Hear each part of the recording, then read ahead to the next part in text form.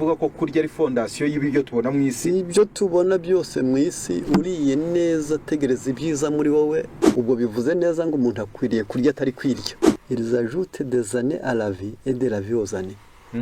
Ni imvugo y'ubuhanga ivuze ngo byongera imyaka mu kubaho kwawe, bikongera n'ubuzima mu myaka yawe. Reka twongere tubasuhuze ku bantu mwese mukurikirana ibiganiro by'abagorozi bakora umurimo w'ivugura n'ubugorozi. Uyu ni wa mwanya mwiza tugiye kongera gufataniriza hamwe, turi kumwe n'umwigisha. Nge amazina yanjye mwumva kuri mikoro ni Karahamuheto Jean Pierre. Tugiye rero gufataniriza hamwe nanone kwiga ibijyaniranye n'amagara mazima, aho tugiye kurebera hamwe ingingo yindi ijyaniranye no kurya. Ingingo yo kurya niho ubuzima bushingiye kuko amagara aca mu kanwa. Mbere yuko rero dutangira, reka abibwire, nyuma yo kubibwira araza gusenga, ubundi ababwire n'insanganyamatsiko y'iki kiganiro tugiye kuganira mu gihe gito kitarambiranye, ariko kandi kirashe ku mugambi kuko gishingiye ku magara yacu kandi amagara akabaca mu kanwa. Reka rero tumuhe umwanya atwibwire, nyuma yo kutwibwira asenge. Yitwa Nzungu Gadi. Insanganyamatsiko itubwira ngo kurya neza isoko y'ubuzima. Kurya neza isoko y'ubuzima. Kadusenge. Turagushimye data wa twese, uzi ibikwiriye kuri twese kandi watunomeye byinshi, natwe turi abawe, izina ryawe nirihabwe icyubahiro. Uduhe ubwenge bwumva n'ubusobanukirwa, tubyambaje mu izina rya Yesu. Amen. Amen. Murakoze cyane. Kurya neza isoko y'ubuzima. Ubwo hari ibibazo biribazwamo uko biri kose cyane. Barya neza bate? Baba bariye iki? Bakarya ryari? Bikamara iki? Ni ryari bivuga ko wariye kandi utariye? Ni ibihe biribwa utagomba kubura mu kurya buri munsi? Ni ibihe biryo bisaba kuba byahongererwa bidahagije kugira ngo uburiye neza? Ibi turaza kubyibaza muri uyu mwanya mutoya, cyane ko yenda namwe ari nabwo mwaduhaye insanganyamatsiko. Muri gahunda ya Bibiliya mu Bakorinto ba mbere 10:31 haranditse ngo namwe iyo murya cyangwa munywa cyangwa mukora ikindi kintu cyose mujye mukorera byose guhimbaza Imana. Kumvishije uwo murongo wakwibwira ngo ubwo noneho Imana irashaka kuba ariyo yunguka kudutanga. Oya, kumvira Imana mu mirire no mu minywere no mu mikorere nitwe ba mbere twunguka, ahubwo kuko Imana idukunda nk'umubyeyi, iyo twungutse nayo iba yungutse. Icyo ni kimwe kigomba kumenyekana. Kabiri, kugira ngo turye ntabwo tubereyeho kurya, ahubwo turye kugira ngo tubeho. Ubwo bivuze neza ngo umuntu akwiriye kurya atari kwirya, ahubwo akarya ari kwiyubaka.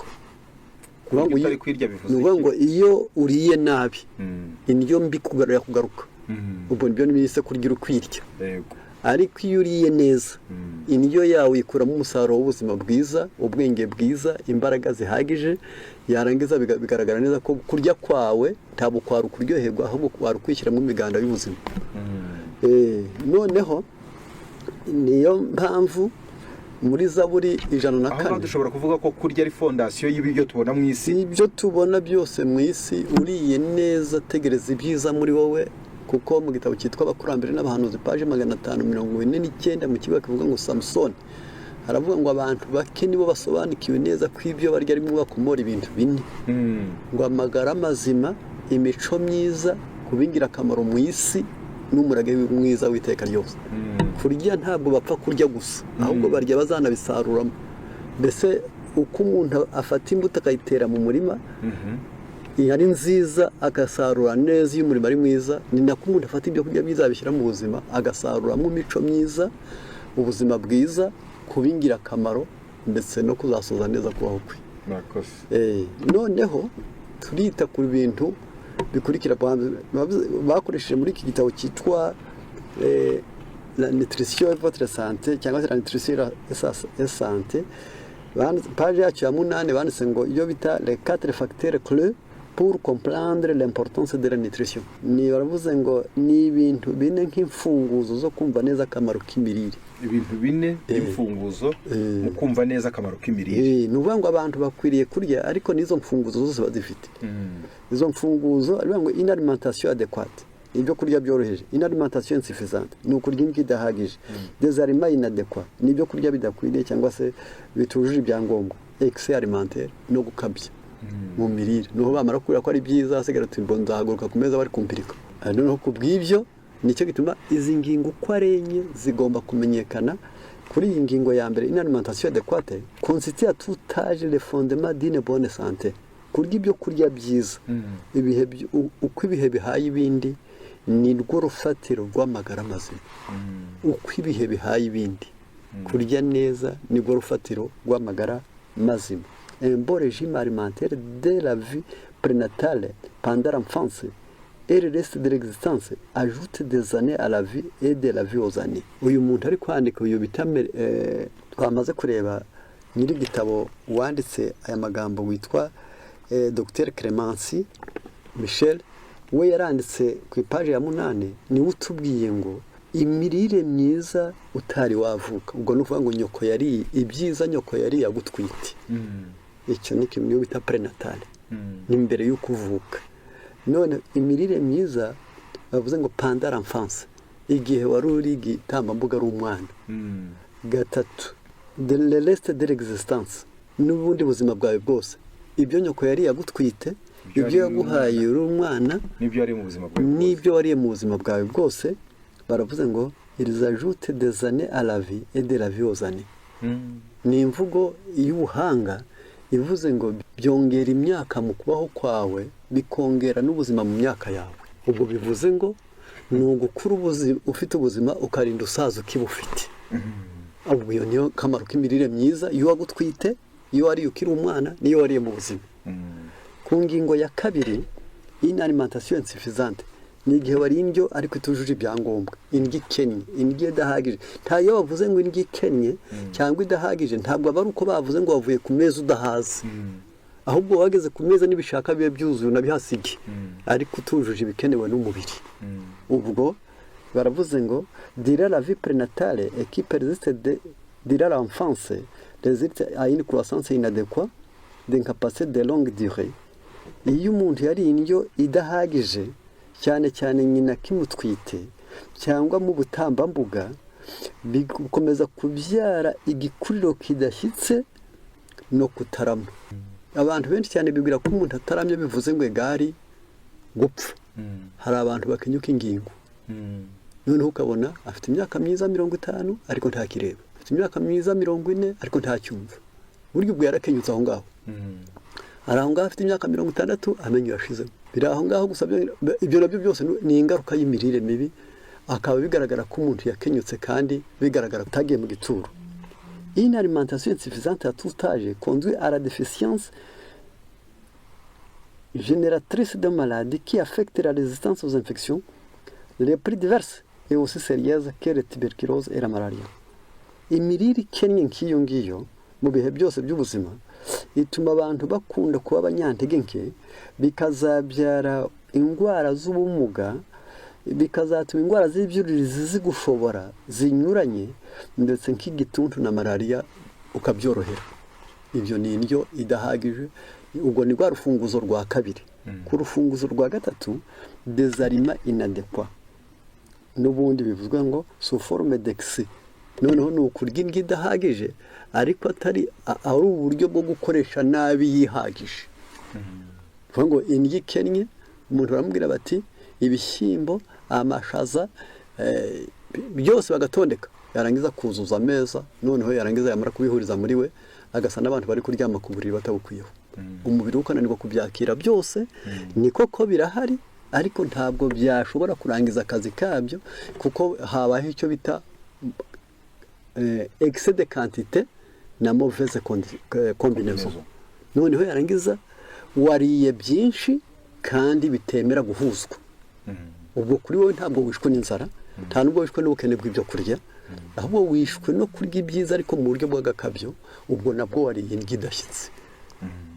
Ku rufungu aravuze ngo bizabyara iki? Aravuze ngo riche en calories mais pauvre en nutriments dira la vie.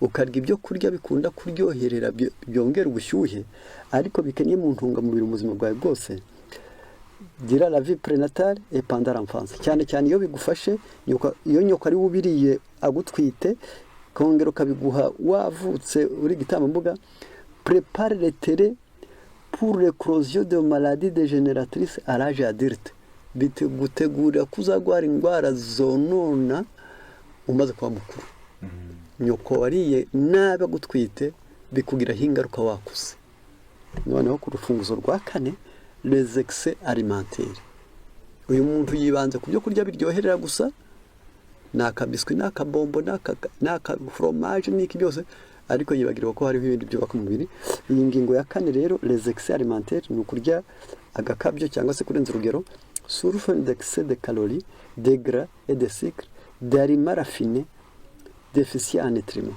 cyane cyane aba bantu ni abantu barya ibyo kurya ariko by'ibinyabivumbiko abandi bakarya ibinyamavuta abandi bakarya ibiryoherera abandi bakarya ibyo kurya byanogerejwe cyane ngo byangize mu nganda conduise à des conditions dégénératrices n'ubundi umuntu bimubyarira kononekara susceptible d'entraîner la mort prématurée kuri bamwe bikababyarira gupfa bakenyutse bagahura n'izi ndwara zikurikira le diabète les maladies cardiaques les accidents vasculaires les cérébraux et les cancers izi ndwara nka diabète indwara z'umutima impanuka mu mitsi yo mu mutwe ibita benshi bita AVC cyangwa bita stroke ndetse na kanseri ibyo izi mfunguzo zose zigomba gusobanukirwa ku muntu wese ukeneye kurya kugira ngo abimenye mbese umuntu akwiriye kumenya amategeko y'imirire nk'uko umushoferi amenya amategeko y'umuhanda ikibazo none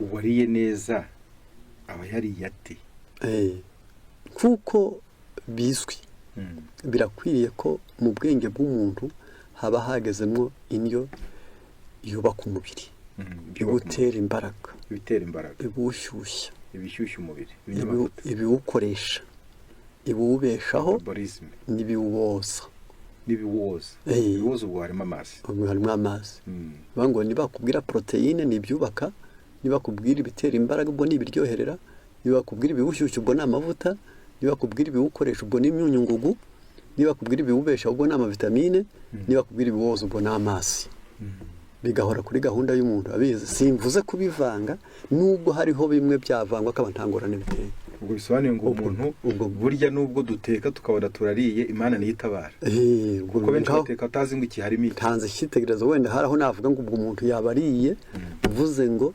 umuntu aramutse afashe umuceri agafata ibishyimbo agafata dodo agakaranga za dodo yarangiza akarya bitatu bya kane byo kubaka k'umubiri we aba birangije kuko amavuta barimo imyunyungugu birimo ibiryoherera birimo proteine ziba zirimo ndetse n'amazi aba yayanyoye ubwo kiba akeneye gushaka na vitamine C aba akeneye ikibisi ngo nibura yuzuze ibikenewe murakoze cyane ubwo bisobanuye ngo umuntu mbere yo guteka mbere yo kurya akwiriye kumenya ko byibuze yabonye muri ibyo bintu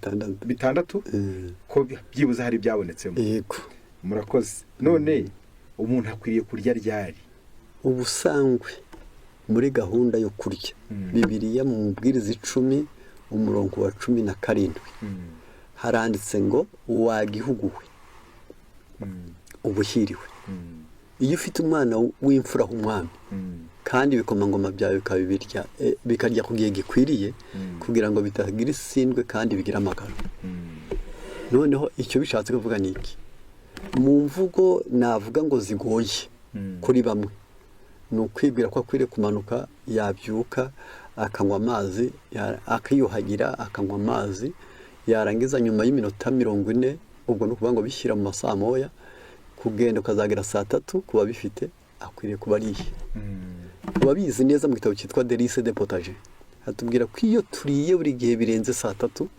isukari bamaze kwiyongera muri twe ariko iyo turiye kare none kuko umuntu yagenewe kurya kabiri ku munsi ntabwo ari kurya rimwe ku munsi na rimwe mu ijoro kuko iyo turiye izuba ryarenze tuba turiye mu ijoro ariko umuntu yagenewe kurya kabiri ku munsi rero n'igihe tukibona izuba noneho hagati yo kurya n'ukundi hagaca amasaha 6 ubwo bivuze ngo uwarya hagati ya 9:00 na saa tatu igaburo rya mu gitondo. Ubwo biterwa n'uko umuntu abibona mbese. Yarangiza ukongera hagati ya saa 10 na saa 12 n'ubundi ukarya ya nimugoroba. Waba uriye amagaburo abiri kandi harimo intera, byabyara amahirwe yo kubaho mu gitabo cyitwa Gerizo Divine page ya 11.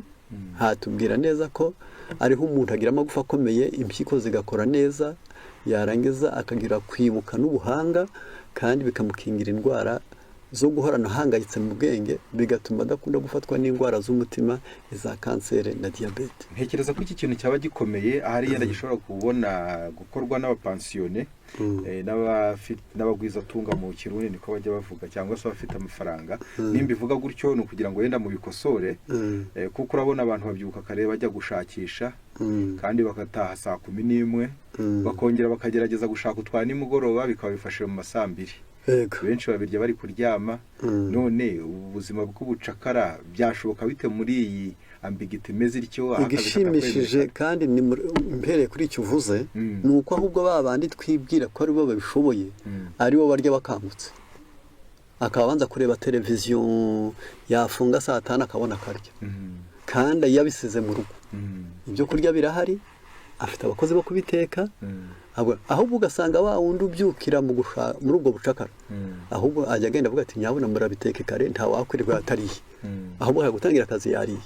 Birakwiriye ko ubuzima bamwe babibona bari uko bavuyeyo, ariko biramutse bimaze kumenyekana neza, abantu bamenya kugira iyo bita gérer la vie, akamenya neza ati utu ndatugenera mu gitondo ndakora agatsima nkaraze, mu gitondo ndaraza agakoma, ese ndaraza utuboga ndutegure. Yarangiza biramutse bizwi neza, bari abantu babifite ahubwo nibo barya ku gihe.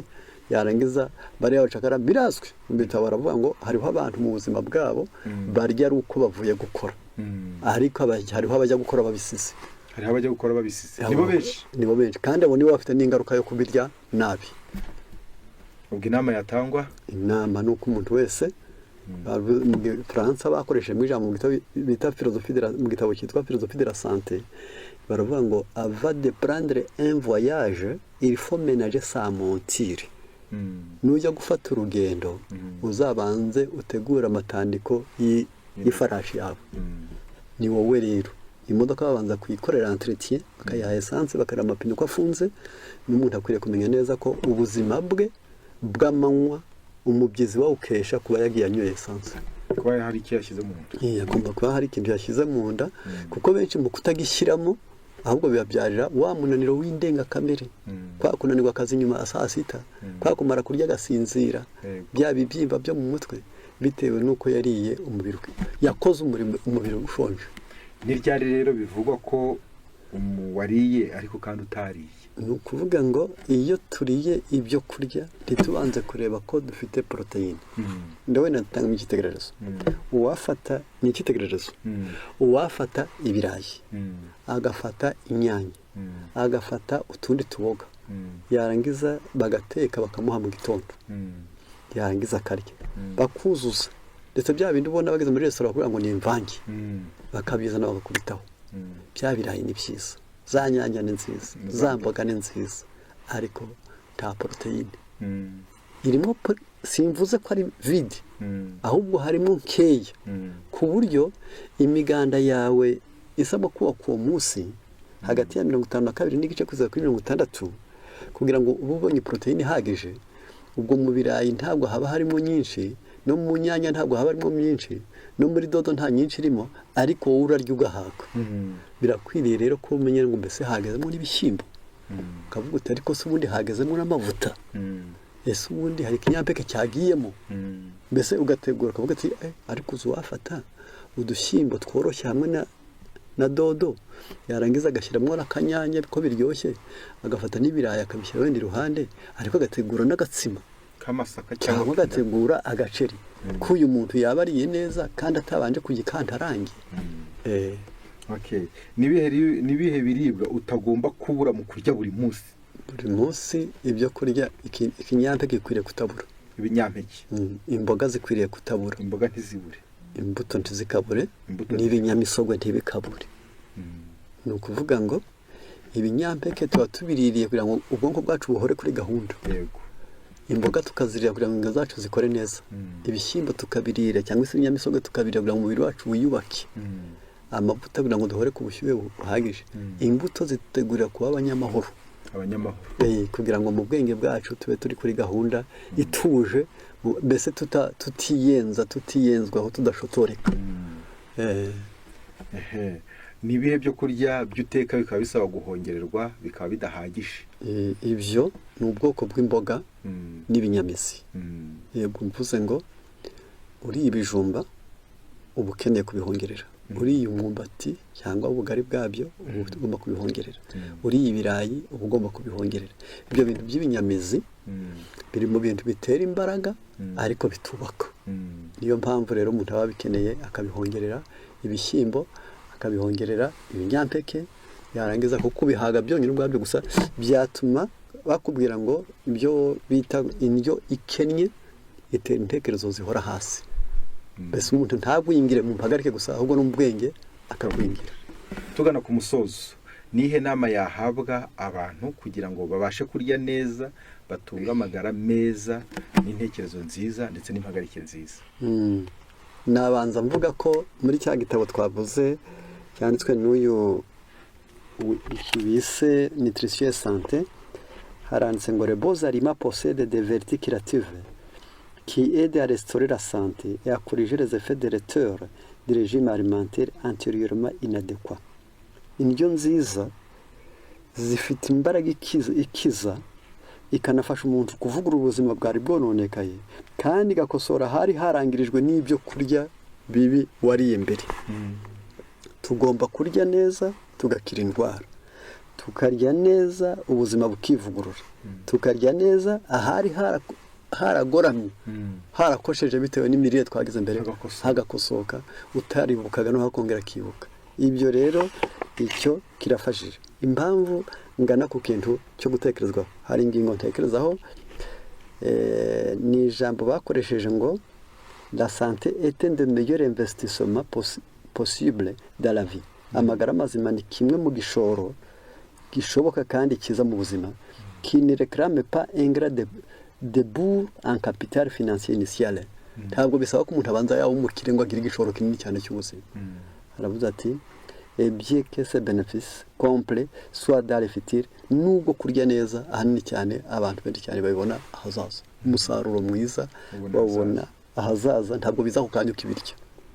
On peut en percevoir des dividendes immédiates, hari naho agera ukabona umusaruro w'ako kanya byihutirwa. Noneho kubera iki rero bashatse kubivuga hano muri kino gitabo, baranditse ngo il y a quelques années l'Angleterre avait la distinction d'être appelée la nation avec le plus fort taux d'obésité d'Europe. Mu irushanwa ryo ku isi mu myaka ishize, batavuze ngo ni uwuhe, Ubwongereza bwari mu ba mbere bo kugira abantu banini ku isi bafite obésité, umubyibuho w'ikirenga cyane ku mugabane w'Uburayi. Nous savons maintenant que l'obésité entraîne de sérieuses conséquences en termes de maladies chroniques. Birazwi rero ko uyu mubyibuho w'ikirenga ubu ngubu bamaze kubyara indwara z'ubumuga nyinshi. L'obésité est un facteur majeur dans presque toutes les maladies dégénératives. Akaba rero umubyibuho w'ikirenga urimo mu nkomoko mu ndwara zonona cyangwa zitera ubumuga, comme le diabète, les maladies cardiaques, les cancers, les arthrites, tous les problèmes qui réduisent la durée de la vie.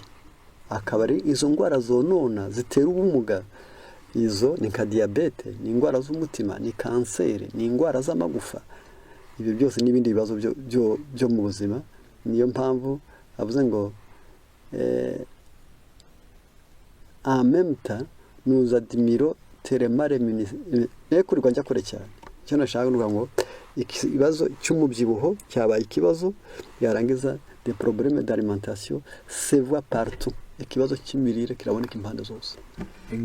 Ikibazo cy'ingaruka z'imirire, ingaruka z'imirire, yaba kwa kurya ibidashyitse, yaba ari kurya ibyiza nabi, kubirira igihe kitari cyo, kubirya ubabaye, kubiryana ihubi. Ibyo byose biracyari ikibazo cyabaye ikibazo ku isi. uku kurya nabi kugira ingaruka hehe na hehe? Ni ukuvuga ngo iyo turiye nabi ariho tugiye gusoma baravuze ngo dans toutes les sociétés cyane cyane mu bantu bose des environs dans la moitié du monde bisa naho imirire mibi ifashe kimwe cya kabiri cy'abaturage b'isi. ubwo bivuze ngo kabuno niba isi barirwa muri miliyari 8 miliyari 4 bose bararwaye. urasanga kubera iki bavuze ngo il existe un problème d'insuffisance alimentaire, hari ikibazo cy'indyo idahagije, tandis que dans d'autres moitiés il est problématique d'arriver à persuader les gens à faire de beaux choix. abandi benshi cyane ibyo kurya barabifite, amahitamo meza niyo yabananiye. bamwe ntibabigira, abandi barabifite, guhitamo neza nibyo bibananira. kubirya neza, uku kwiga kubirya neza mfati parmi les multiples options bityo byabyaye rero cyangwa se muri ayo mahitamo ameza atyo babandi babibuze ababibonye bakananirwa guhitamo neza. l'épidémie d'obésité est mondiale, umubyibuho w'ikirenga wabaye isi yose, et partout les gens choisissent le style de vie du pays développé au rencontre des problèmes. kandi n'ubu ni muri babandi muri bya bihugu biteye imbere bisa n'ibikungahaye haracyari mu bibazo. dans beaucoup de pays les maladies génératrices existent côte à côté avec les maladies infectieuses, la malnutrition et la pauvreté. n'ubundi bya za ndwara zonona, kabiri za ndwara z'ibyuririzi, gatatu za ndwara z'indyo, kane iziterwa n'ubukene nazo zirahari. murakoze cyane, reka tubashimire kuri uyu mwanya mwiza kandi mwagize neza. Imana yahire abumvisha iki kiganiro, cyerekana imba hari icyo mwakongeraho tugana ku musozo. navuga ko abantu bose bamwe gutanga igihe cyabo bakadukurikirana, nta mushinga mwiza ku isi urenze wo kurya neza. umuntu wese w'umugabo w'umugore bakwiriye kwicara bakavuga bati uko biri kose ntabwo turuhira amazu, ntituruhira amamodoka, ntituruhira imyenda, ntituruhira iterambere, si amamodoka n'amashuri. dukwiriye kumenya ko gusoza neza no kugera ku isahani nziza y'ibyo kurya byiza mu gihe cyiza, inama nziza, utuje, kuko ibindi byose wagira n'ubundi kuzasoza ufite amafaranga ariko yo kukuvuza bikaba kwa kundi ngo urya nabi ukivuza menshi. birakwiriye ko umuntu aharanira kumenya neza ngo ubuzima bwanjye ndabushaka mu mubiri, nshaka ubwo mu bwenge, nshaka ubwo mu mico. Imana ikwifuriza ibintu bitatu: ni imico myiza, ni ubwenge, n'ubuzima. nawe rero ukabishaka ukoresheje kuyumvira, kuyizera no gukoresha impagarike yaguhaye. murakoze cyane, Imana ibaha umugisha. reka dusoze rero, mwari kumwe na Karahamuheto Jean Pierre ndetse na Nzungu Gadi. Imana ibabane kandi mugire ibihe byiza, naho ubutaha. murakoze cyane.